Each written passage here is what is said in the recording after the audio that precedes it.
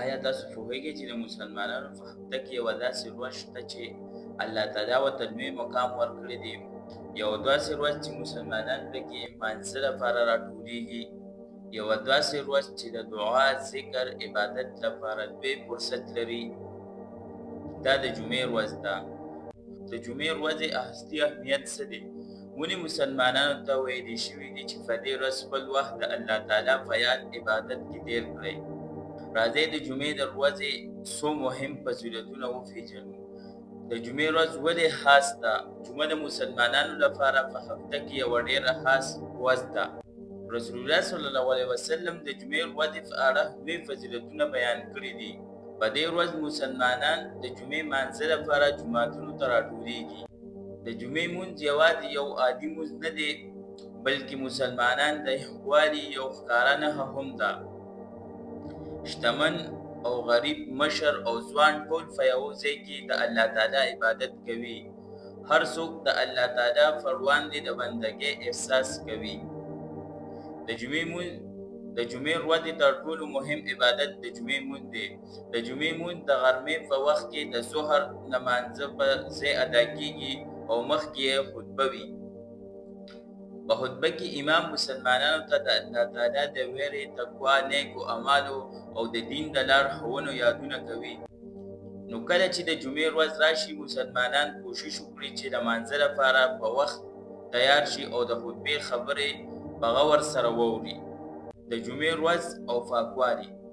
د جمعې ورځ د پاکوالي او ښه تیاري لپاره هم یو ښه فرصت دی. رسول الله صلی الله علیه وسلم د جمعې پر ورځ د غسل کولو، پاکوالي او ښه لباس اغوستو په اړه لارښوونې کړي دي.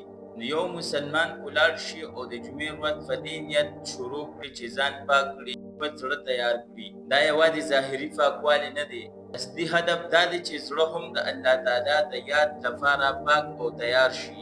د دعا خاص وخت. د دې وخت په اړه د عالمانو ترمنځ مختلف اقوال شته.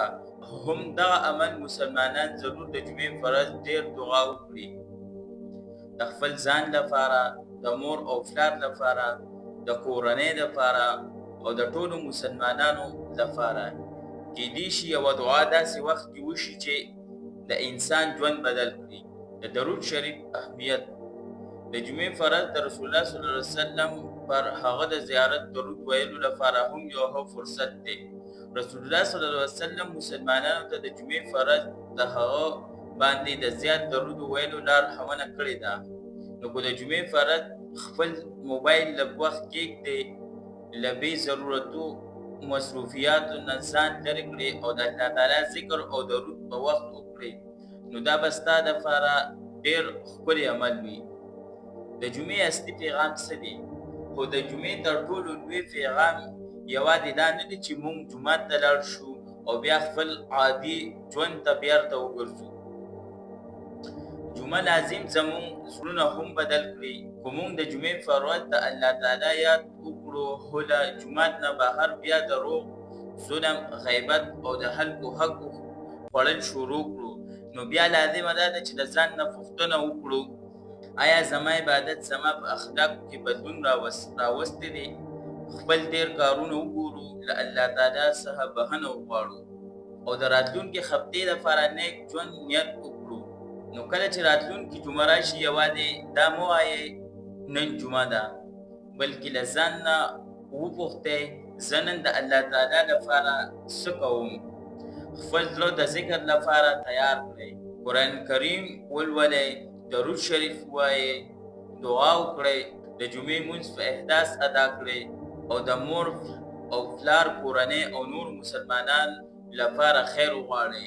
ځکه جمعه یوازې د هفتې یوه ورځ نه ده، دا د ایمان تازه کولو، د زړه د پاکولو او الله تعالی ته د بیرته نږدې کېدلو یو ښکلې ذریعه ده. الله تعالی دې موږ ټولو ته د جمعې ورځې د قدر کولو توفیق راکړي. آمین.